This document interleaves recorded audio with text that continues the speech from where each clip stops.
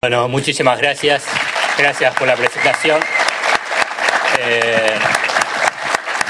Me voy a parar, ahora sí voy a estar un poquito más cómodo, si no me siento medio atrapado. Además rompemos un poquito la barrera del escritorio. Y ya me puso un poquito de presión el amigo, que no voy a tener que repetir, pero hay una parte que sí voy a repetirlo. Pero antes de eso quiero agradecer la invitación de la Confederación General Empresaria, agradecerle a Sergio, agradecerle a Julieta también, que fue la que más o menos estuvo organizando todo para que yo me sienta muy cómodo aquí en Mendoza. Y bueno, gracias a ustedes por querer venir a escuchar, y querer venir a escuchar algo de economía, y venir a escuchar algo de economía de lo que no es usual escuchar tradicionalmente con el tema económico. Digo que me puso un poquito de presión porque hay una primera parte que repito a donde sea una y otra vez. No es que, aunque me escuchen hoy, yo creo que igual también, si me escuchan mañana, también es importante que escuchen esta parte. Porque es tan fuerte esta concepción que se tiene de economía que se instala en el sentido común y resulta difícil dejarla un poco atrás o que no nos influya en la posibilidad de cómo analizar la economía, cómo analizar los fenómenos económicos y a partir de ahí poder empezar a entender un poquito más lo que significa industrialización o desafíos de la industrialización. Y muchos pueden verme a mí como periodista o otros me ven como economista. Soy licenciado en economía. Pero entonces vamos a empezar a romper un mito y a partir de ahí poder empezar a compartir, digamos, el pensamiento sobre el desarrollo económico y en este punto específico sobre la industrialización. Punto 1. Ustedes me ven como economista, entonces yo les tengo que decir, perdonen que los voy a desilusionar con dos aspectos, que en general es lo que se les reclama a los economistas. Punto 1, y no se vayan, no tengo ninguna receta para ofrecerles. Digamos, no tengo ninguna receta que sea para aplicar como si fuese imposible de fallar como se presentan los economistas, donde dicen, esta es la receta que tienen que aplicar y de esta forma así se va a lograr la bonanza o el desarrollo. No tengo ninguna receta, pero no porque no me interese, porque la verdad que no existe una receta única en el tema económico. Si podemos avanzar después en este concepto, yo lo que considero y que resulta importantísimo vinculado con la economía, que la economía es la posibilidad de la construcción colectiva en algunos procesos especiales y en este que nos convoca, que es el tema de la industrialización.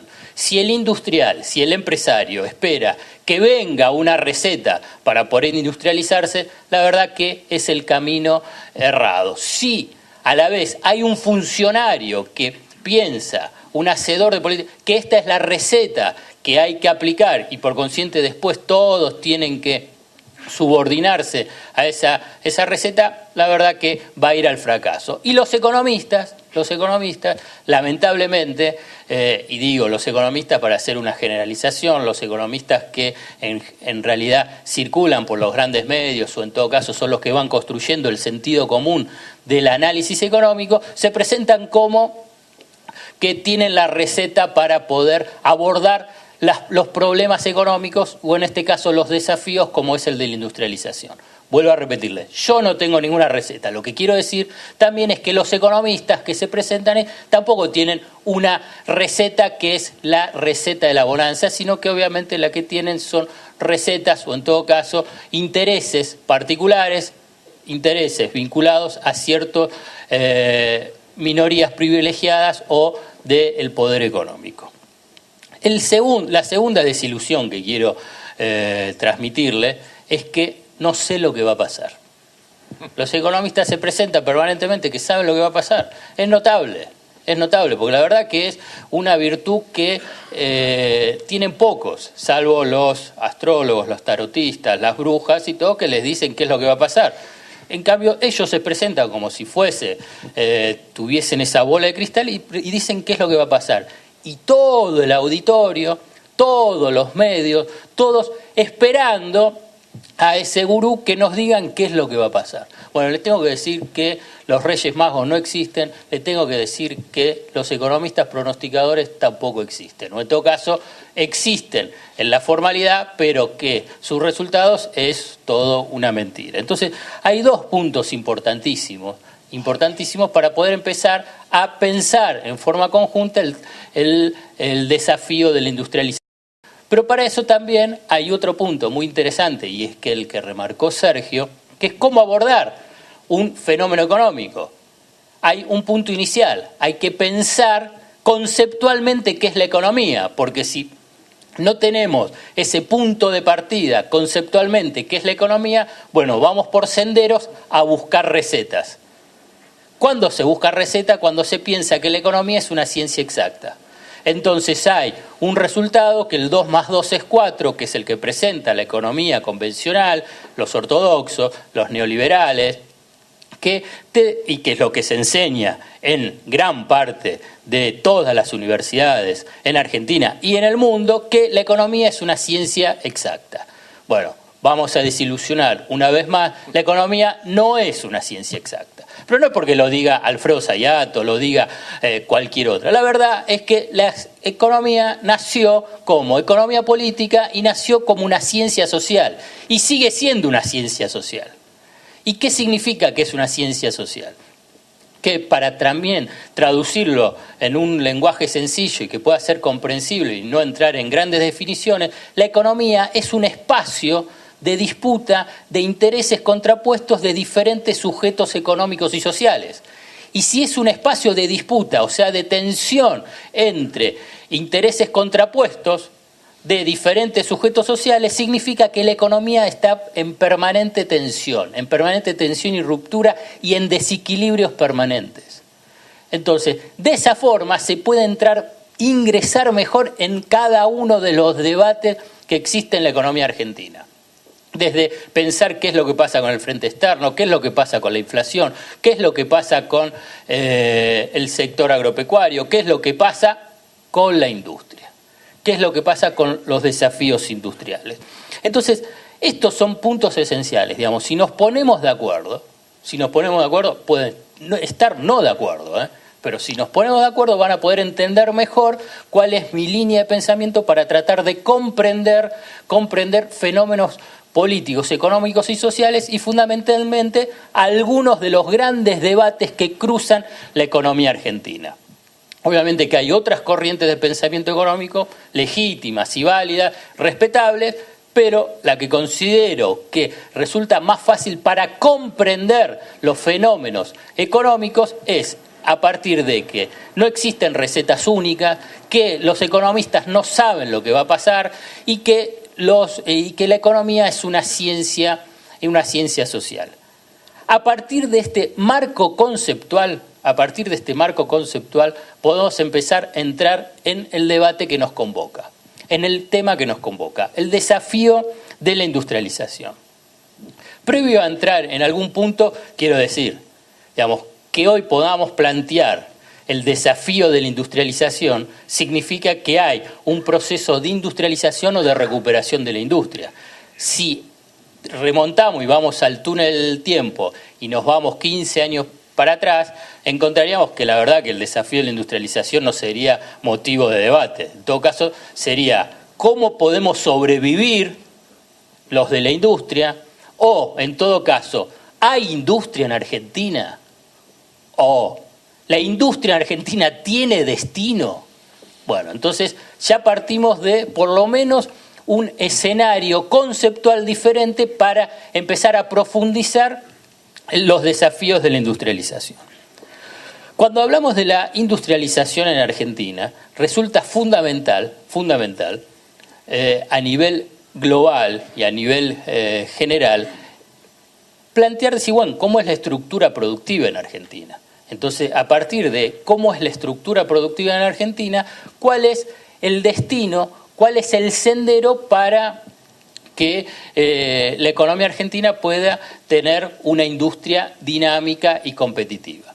¿Cómo es la estructura productiva en Argentina? Y lo voy a hacer de una forma muy esquemática, muy sencilla, porque tampoco vamos a entrar en aspectos que hacen a ciertas complejidades vinculadas con la estructura productiva en la Argentina.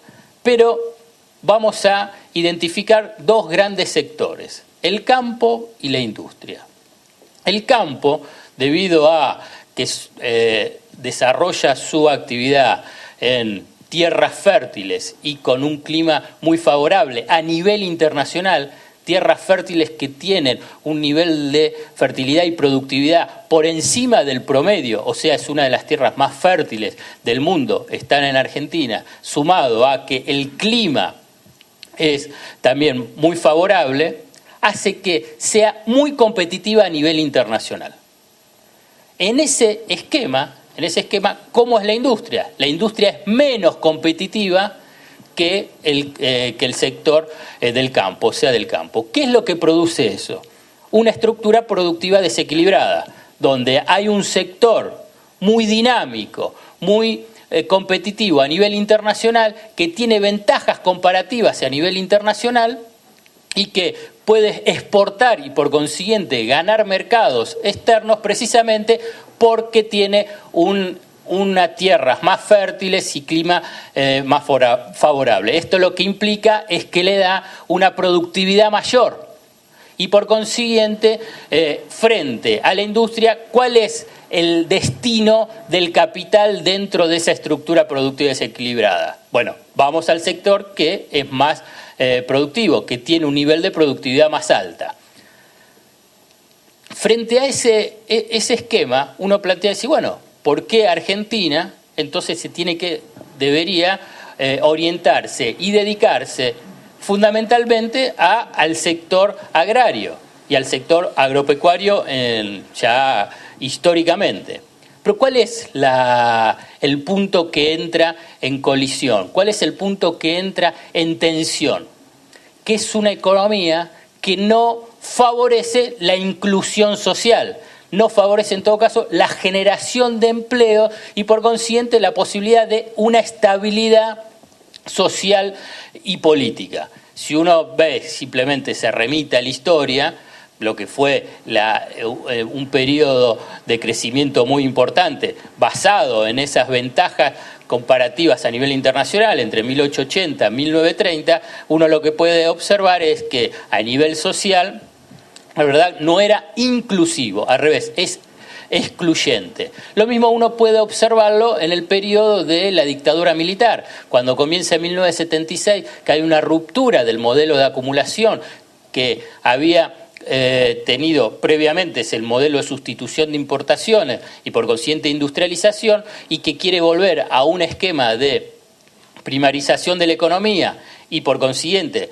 la aplicación de esa lógica de, bueno, aprovechemos esas ventajas comparativas a nivel internacional, entonces focalicemos la energía de la economía sobre ese sector. Obviamente que es profundamente excluyente, regresivo y por consiguiente de exclusión social y de una distribución del ingreso inequitativa.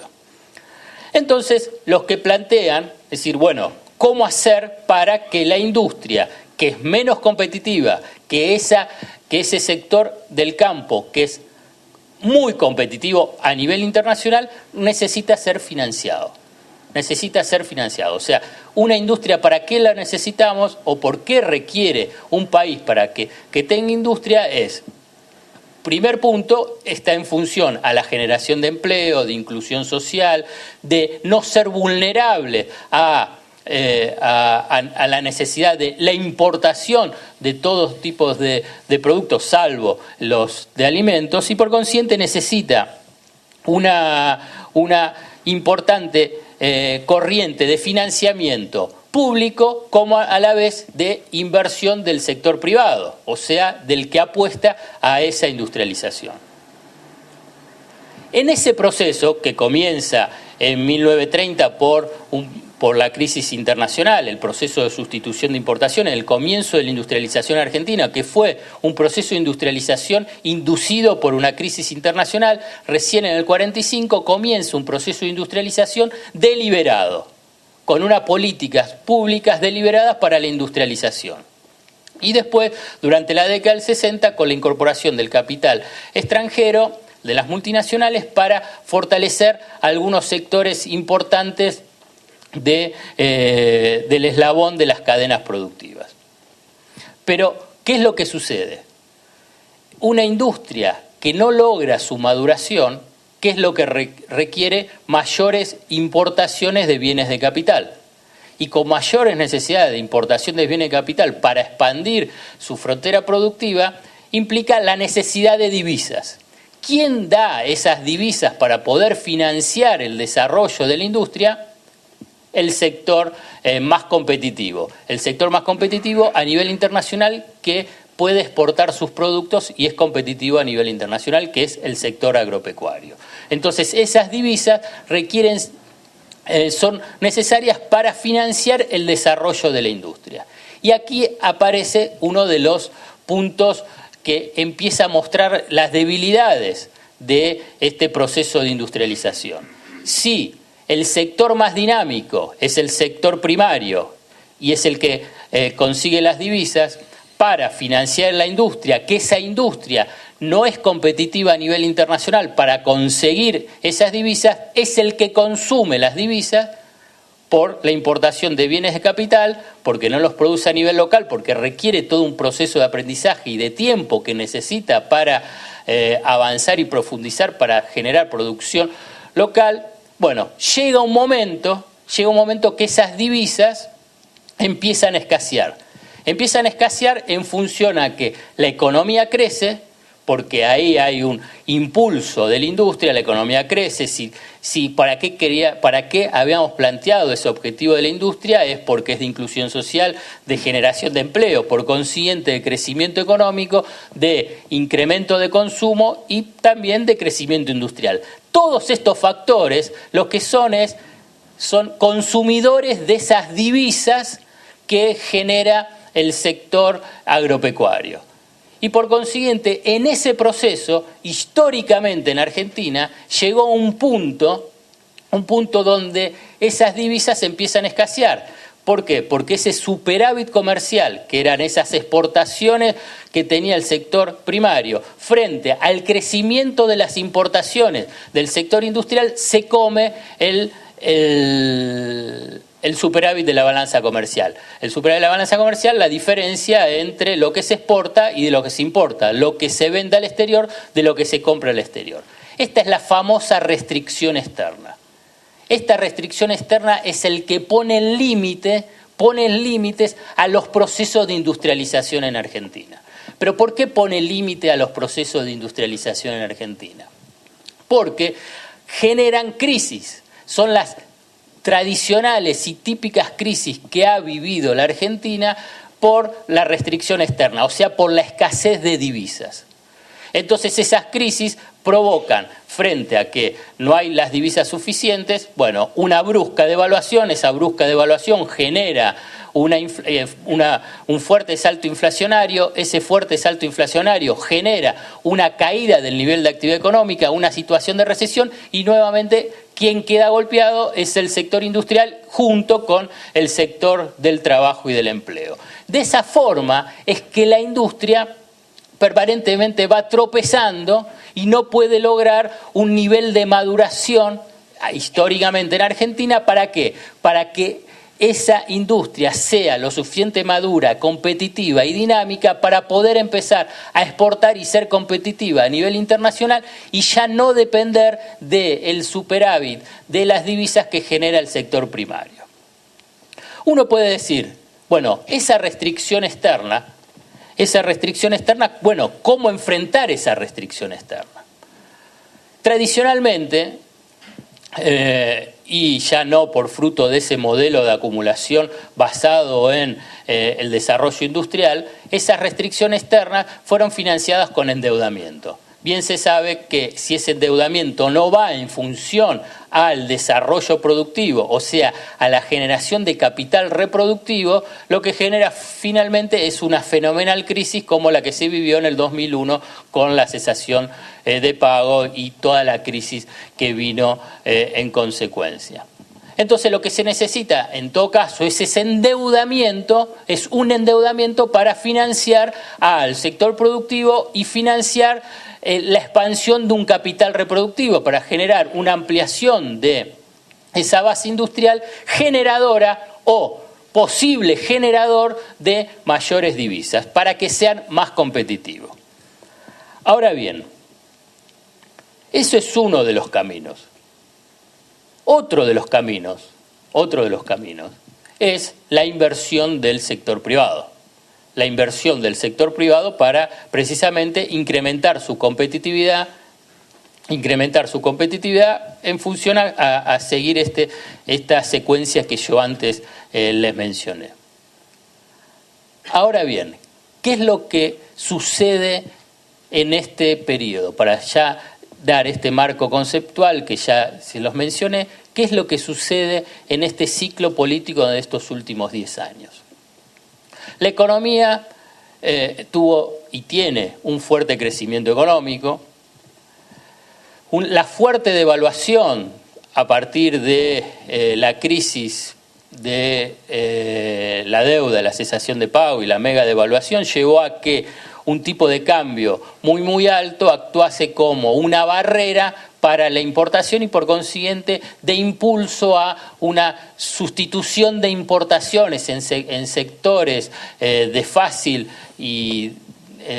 producción con la barrera de las importaciones. Por consiguiente de una sustitución por tipo de cambio alto, no por una política deliberada o de orientación para la sustitución de importaciones.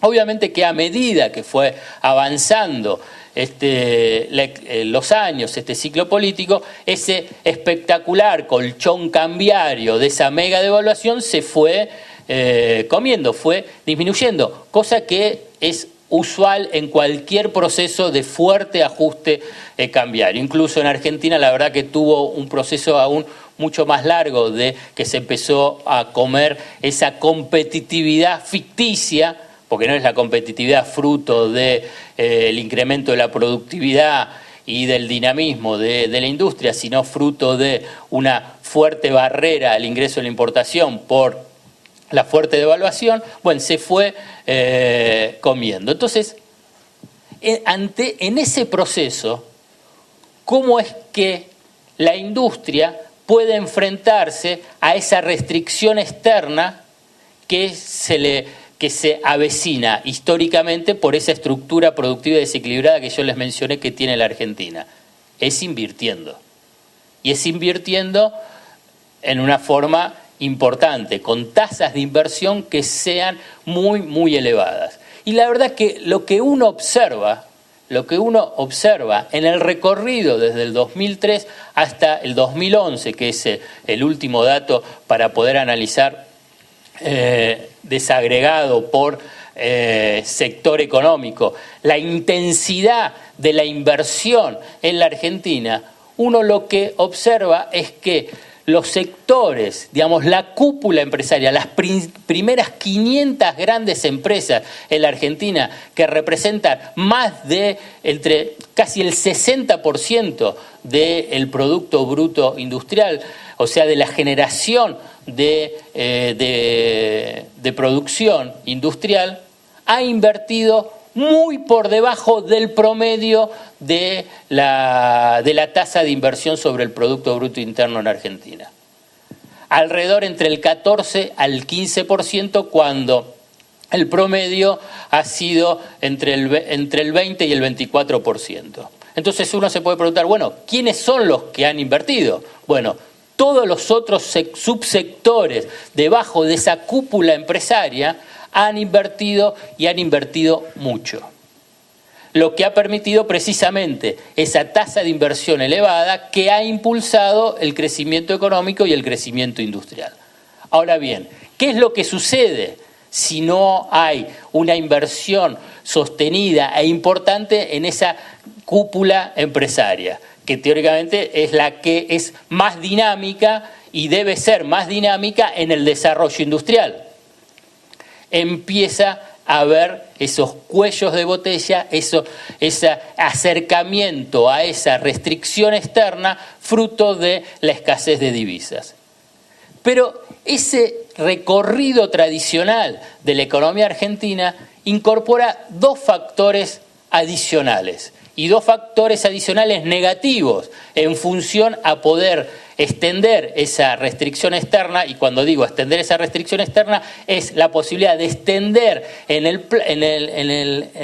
un lapso de tiempo la posibilidad del desarrollo industrial, de la necesidad de un tiempo para que la industria pueda desarrollarse y pueda ser dinámica, competitiva y generadora de divisas.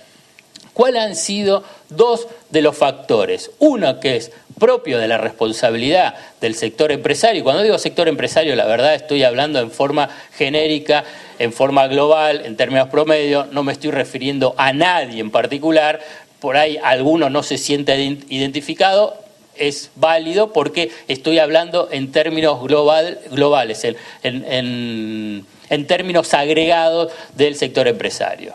Bueno, ¿cuál es uno de los factores también que se le suma a esa estructura productiva desequilibrada que pone restricciones externas y también restricciones a la industrialización? Yo lo que mencionaba es la necesidad de las inversiones. ¿Y cuál es el factor que uno puede determinar, observar, detectar que debilita la inversión? Si el ahorro doméstico no va a la inversión, ¿cuál es una identidad básica, una relación básica que se tiene en economía? El ahorro financia la inversión, o sea, para llevarlo. La platita que llevamos a los bancos para hacer un depósito, un plazo fijo, tiene que servir para que los bancos den préstamos al sector productivo, o sea que es el ahorro financiando la inversión. ¿Qué es lo que ha pasado con el ahorro de un sector importante de la economía argentina y que debe ser un sujeto social dinámico para el desarrollo y para el desarrollo industrial? Ese ahorro tan importante vino a financiar o irse al exterior a través de lo que es fuga de capitales, o sea, la compra de dólares.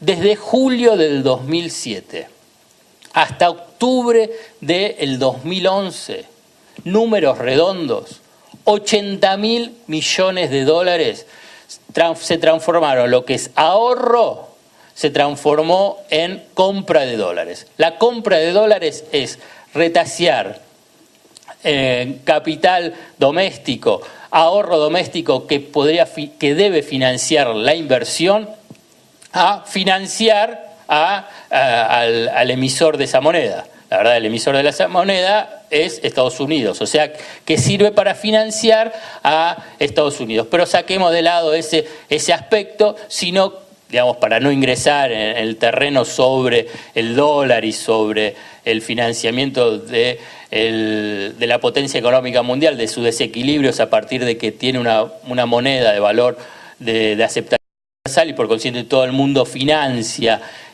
su desequilibrio. Digo, el sector empresario es responsable de las trabas o la imposibilidad de avanzar en la profundización de la industrialización si parte de sus ganancias o gran parte de sus ganancias o la totalidad de sus ganancias pasan a estar dolarizadas. O sea que si una parte de ese capital que debe ser reinvertido para ampliar la frontera productiva, para ampliar su industria, para que su industria sea más competitiva y por consiguiente pueda ser generador de divisas y no caer de nuevo en esas crisis cíclicas que afectan precisamente a la industria, con esa fuerte devaluación, porque cuando hay una fuerte devaluación, quienes se benefician son esos sectores primarios que, si recuerdan, como yo les mencioné, son más competitivos a nivel internacional, pueden exportar y por consiguiente con una fuerte devaluación se benefician. En cambio la industria con una fuerte devaluación, la verdad que no se beneficia. digamos, quienes a veces postulan la necesidad de una brusca devaluación porque de esa forma pueden recuperar competitividad, la verdad es como, para decirlo como en términos así muy coloquiales, están tirando un tiro en sus pies. Entonces, esto es unos puntos esenciales, porque la devaluación brusca es una competitividad ficticia, porque después esa competitividad ganada por el tipo de cambio, por esa brusca devaluación, tarde o temprano va a desaparecer por la suba de precios, porque es parte de la propia historia y la propia lógica de funcionamiento de esas variables económicas. ¿Quiénes se benefician? Bueno, los que son competitivos a nivel internacional, algunas sectores industriales de insumos difundidos, que ya a nivel internacional es como si fuesen commodities, materias primas, lo que son los aceros, traducidos techín, o aluminios, traducidos albar, y así podemos seguir con lo que son estos que pueden, cuando sí se pueden, benefician a exportaciones industriales. La verdad que se benefician a estos sectores concentrados de la economía y en estos insumos difundidos que en realidad ya a nivel internacional actúan como una materia prima más, como un commodity. Pero quien también se beneficia con esa fuerte devaluación son los rentistas que estuvieron acumulando dólares durante muchísimo tiempo y por consiguiente quedaron escindidos del destino nacional. Si tienen los dólares, ¿qué es lo que puede pasar a nivel local? ¿Qué es lo que le puede importar? Si al revés, si hay una brusca devaluación, pueden comprar activos a un valor devaluado y de esa forma incrementar su patrimonio. O sea que la fuga de capitales y la no inversión de parte de esos capitales, bueno, genera una traba y plantea precisamente, si se aspira a una profundización de la industrialización, el cambio en el comportamiento,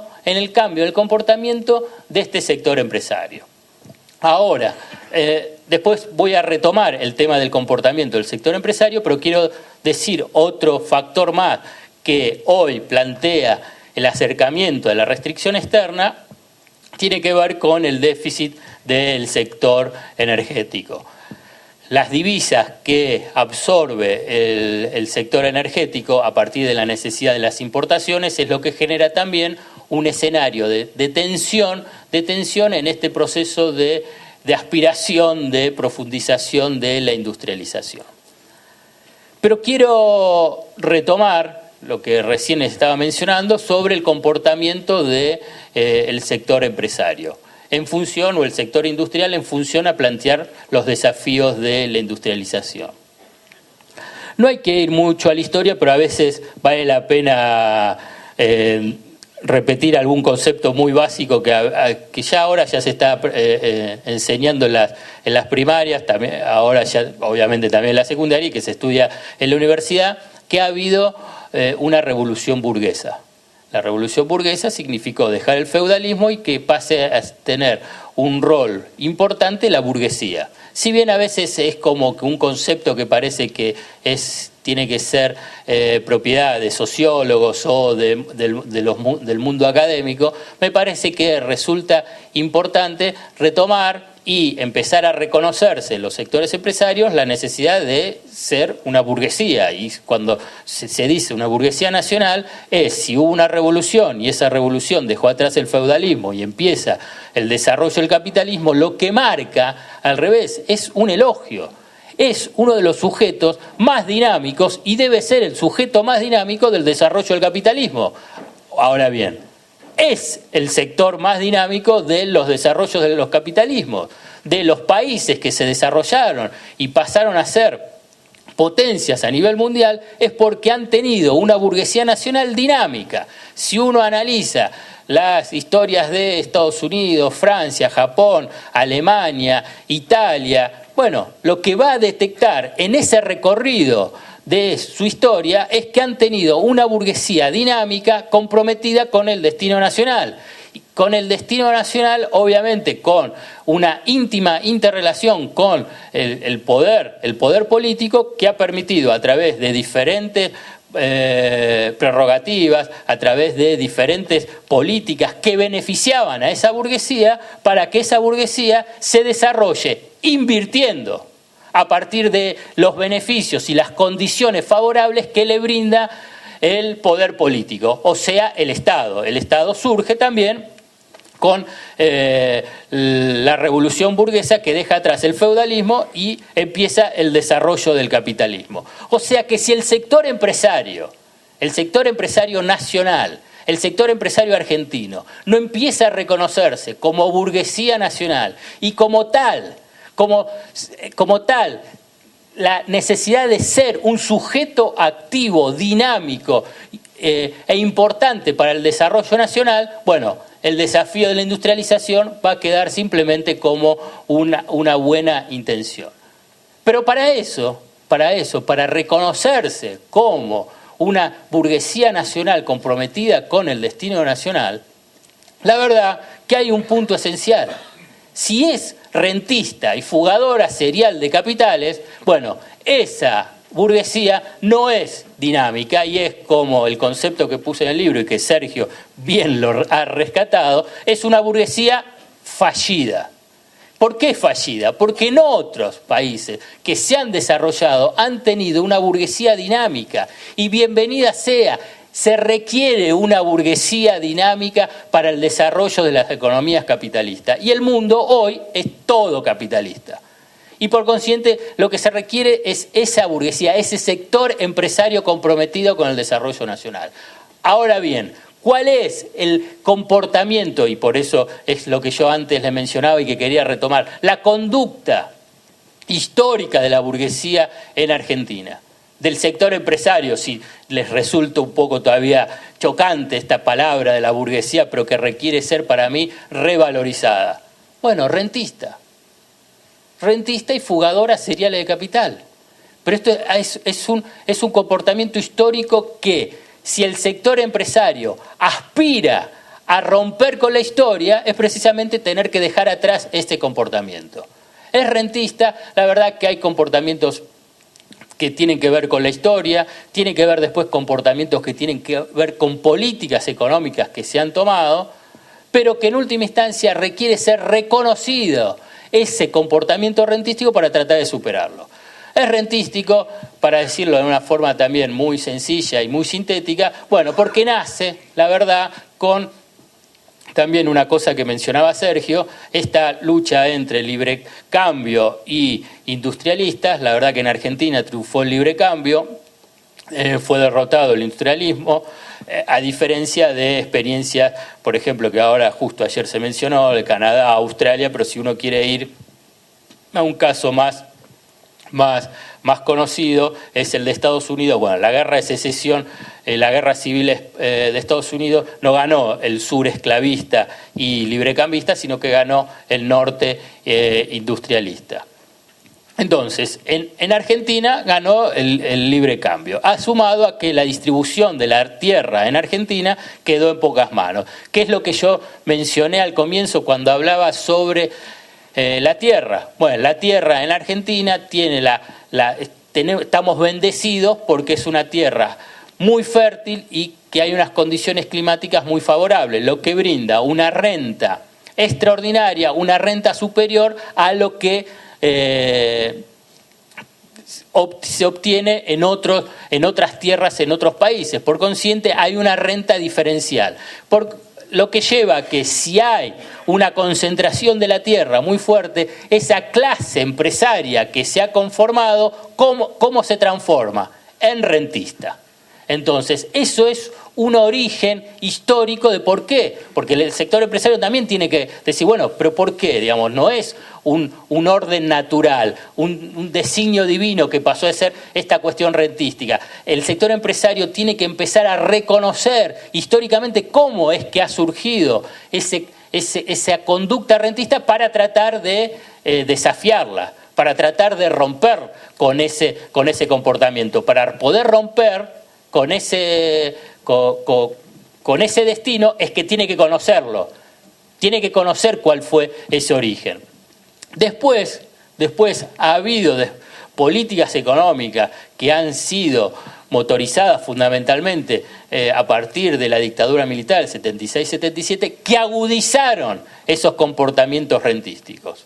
esos comportamientos rentísticos. Para decirlo también en una forma muy sencilla, cuando se privilegió la especulación financiera a partir de un modelo de valorización financiera, bien saben, si lo que pueden recordar, era más negocio, la especulación tasas dólar que la de la producción. Hasta el sector agropecuario en 1977, 1978 registró la mayor pérdida de cabezas de hacienda, precisamente porque era más negocio, vender la hacienda para ir a la especulación. Estoy diciendo porque no es solamente a nivel industrial, sino que también ver la profundidad que adquirió esa conducta, ese comportamiento rentístico de la clase empresaria argentina.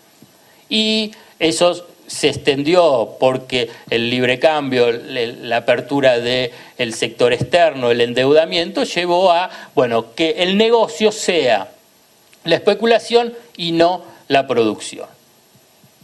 El otro punto importante, que yo lo mencioné cuando hablaba sobre la restricción externa, es la de la fuga de capitales. Y la verdad que en todos lados, en todos los países, los sectores privilegiados a partir de este ciclo del capitalismo global dominado por la globalización financiera y la apertura de lo que se llama la cuenta de capital, de la balanza de pago, lo que significa el libre ingreso y egreso de capitales sin ningún tipo de control, lo que implica un flujo de capitales especulativos muy fuerte, muy dominante del funcionamiento de las economías a nivel mundial. Hay que ver qué es lo que está pasando solamente en Europa, pero no dejamos a un costado el análisis de la crisis internacional. Durante estas décadas, en todas las economías ha habido importantes fugas de capitales, el de todos los países. Por eso están estos famosos paraísos fiscales. Y hay grandes estudios que detectan el nivel, la intensidad de la fuga de capitales de los países desarrollados y también de los países en desarrollo hacia los paraísos fiscales, que tienen que ver con por dinero no registrado, por querer tener dinero en el exterior. Todos los países fugan capitales. Pero ¿cuál es el elemento distintivo de la Argentina? Es la intensidad de la fuga de capitales. Esto es lo que yo les quiero mencionar, porque no es que, ningún país fuga y la Argentina fuga, entonces somos los peores del mundo. No, somos los que tenemos una intensidad mayor en esa fuga de capitales. Entonces, yo no digo, de esos 80.000 millones de dólares que yo les mencioné desde julio del 2007 a octubre del 2011 que se fugaron. No los 80.000 millones de dólares. Imagínense que la mitad, 40.000 millones de esos dólares, no se hubiesen fugado y estuviesen volcados en la industria, volcados en el ahorro para financiar la inversión y la expansión de la industria en función a una sustitución de importaciones que permita precisamente alejar esa restricción externa, que es una de las grandes trampas que la industria debe eludir para precisamente poder desarrollarse e ingresar sí en esos desafíos de la industrialización. Y para cerrar, quiero retomar un concepto para reafirmarlo y dejar abierto a las preguntas de ¿por qué la industrialización y para qué? Y la verdad que la industrialización de la economía, la industrialización en la economía argentina es necesaria para que haya un país donde uno pueda vivir con mayor inclusión social, mejor calidad de vida para la mayoría de la población, y para que sea un país que pueda ingresar en un sendero de desarrollo, no simplemente de crecimiento económico, de fuertes tasas de crecimiento del Producto Bruto Interno, sino de la necesidad del desarrollo. Y para que un país pueda desarrollarse y tenga una base de desarrollo importante, necesita un desarrollo industrial con incorporación de valor agregado, con generación de puestos de trabajo de calidad, lo que implica una mejora de las condiciones materiales de todos, del industrial, del empresario, porque va a ganar mucha más plata y ganando muchísima más plata va a poder invertir y por consiguiente va a poder ser competitivo a nivel internacional, y a la vez para la mayoría de la población porque van a tener mejores empleos de mejor calidad y de mayor poder adquisitivo. Bueno, muchísimas gracias a todos.